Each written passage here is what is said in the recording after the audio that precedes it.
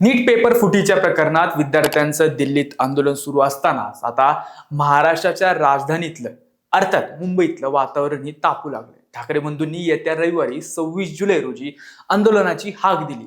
संयुक्त पत्रकार परिषदेत गुरुवारी त्यांनी याबाबत घोषणा केली. त्यामुळं या माध्यमातून मनसे प्रमुख राज ठाकरे व सेना पक्षप्रमुख उद्धव ठाकरे हे पुन्हा एकत्र येणार आहेत. मागच्या 4 ते 5 वर्षापासून महाराष्ट्रात पक्ष फोडाफोडीचं राजकारण सुरू आहे. पक्षफुटी, सत्ताधाऱ्यांची शिरजोरी व विरोधकांची खच्चीकरण यामुळं सर्वसामान्यांचे प्रश्न बाजूला पडलेत. असा हा मरगळलेला महाराष्ट्र आता राज व उद्धव यांच्या महामोर्चामुळं पुन्हा गरजण्याच्या तयारीत आहे. खरं तर हे आंदोलन उभारून सरकारला कोंडीत पकडण्याची चाल ठाकरे बंधूंनी खेळली. पण ही चाल नेमकी काय? दिल्लीतल्या आंदोलनाचं लोन महाराष्ट्रातही येणार का? ठाकरे बंधूंचा एल्गार मोदी व फडणवीस सरकारला आणखीन कोंडीत पकडणार का? या साऱ्याचे राज्याच्या राजकारणावर काय परिणाम होणार हे जाणून घेऊया आजच्या भागातून. नमस्कार, मी शेहरी, आपण बघतोय बोलबिंदास. महाराष्ट्राच्या राजकारणातलं सर्वात महत्वाचं घराणं म्हणजे ठाकरे. या घराण्याकडे बघितलं जातं.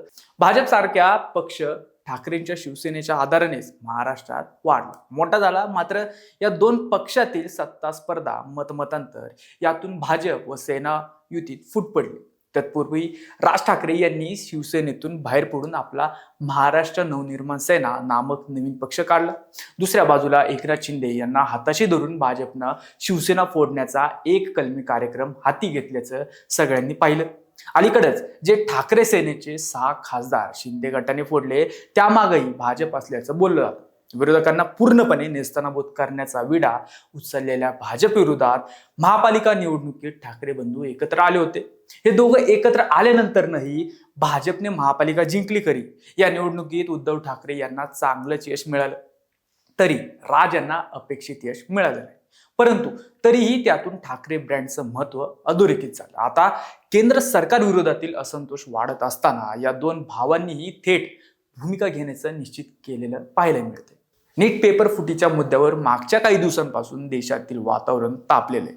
शिक्षण मंत्री धर्मेंद्र प्रधान यांना राजीनामा द्यावा या मागणीसाठी विद्यार्थी आक्रमक झाले असून दिल्लीत जंतर मंतर येथे विद्यार्थ्यांचं जोरदार आंदोलन सुरू आहे. या आंदोलनाचं लोण आता महाराष्ट्रातही पसरण्याची चिन्ह दिसतात. याबाबत ठाकरे बंधूंनी घेतलेली पत्रकार परिषद व त्यात मांडलेले मुद्दे व टायमिंग सूचक म्हणते.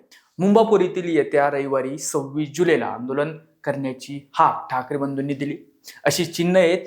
कुणी काही म्हटलं तरी फडणवीस व शिंदेच्या सत्तेला सुरुंग लावण्याच्या दृष्टीनं हा टप्पा महत्वाचा ठरू शकतो. तुम्हाला काय वाटतं? सरकारसाठी ते मोठं आव्हान असू शकतं. रविवार असल्यानं नोकरदार व विद्यार्थ्यांना या दिवशी सुट्टी असते.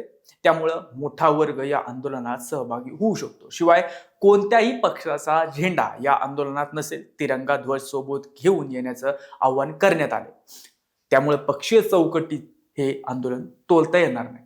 आंदोलनादरम्यान शिवाजी पार्क पासून ते सिद्धिविनायक मंदिरापर्यंत महामोर्चा काढण्यात येणार आहे. खरं तर हा परिसर सर्वात गर्दीचा भाग म्हणून ओळखला जातो. त्यामुळं परिसरात आंदोलन झालं तर सगळ्या देशाचं त्याकडे लक्ष वेधलं जाणार यात शंका नाही. मुळात मुंबई ही देशाची आर्थिक राजधानी, त्यामुळं इथं टाचणी जरी पडली तरी त्याचा आवाज दिल्लीपर्यंत जातो. मुंबई ठप्प झाली तर अर्थकारणावर त्याचा मोठा परिणाम होतो. हे बघता हे आंदोलन सगळ्याच दृष्टीनं राज्य व केंद्र सरकारसाठी मारक ठरू शकतं असं म्हणता येईल. महाराष्ट्रातील जनतेनंही सरकार विरोधात असंतोष खदखदतोय. लोकांची मूलभूत कामं होताना दिसत नाही. सत्ताधाऱ्यांना फोडाफोडीला वेळ आहे, पण विद्यार्थ्यांची बाजू ऐकून घ्यायला सवड नाही. त्यात E20 महागाईनं लोक बेजार झालेत. आर्थिक आघाडीवरही सरकारला भरीव काही करता आलेलं नाही. त्यामुळं त्यावरूनही समाजमन अस्वस्थ आहे. या वर्गाच्या संतापानं तर टोक गाठलंय. त्यात दिल्लीत झालेल्या लाठीमाराचे घाव मुंबई सारख्या शहरापर्यंत बसले. हा सगळा असंतोष कॅश करण्याचा ठाकरे बंधूंचा प्रयत्न असेल. मुंबईकरांचं स्पिरिट हा नेहमी अभ्यासाचा विषय राहिला. 26 जुलैच्या पुरानंतरही मुंबईकर हटला नव्हता. आता येत्या 26 जुलैला मुंबईत जनतेचा महापूर पाहायला मिळू शकतो. अशी चिन्ह आहेत. कुणी काही म्हटलं तरी आगामी काळात फडणवीस व शिंदेच्या सत्तेला सुरुंग लावण्याच्या दृष्टीनं हा टप्पा महत्वाचा ठरू शकतो. तुम्हाला काय वाटतं हे कमेंट करून आम्हाला नक्की कळवा. आणि अजूनही आमचे चॅनल सबस्क्राईब केलं असेल तर आताच करा. जय हिंद, जय महाराष्ट्र.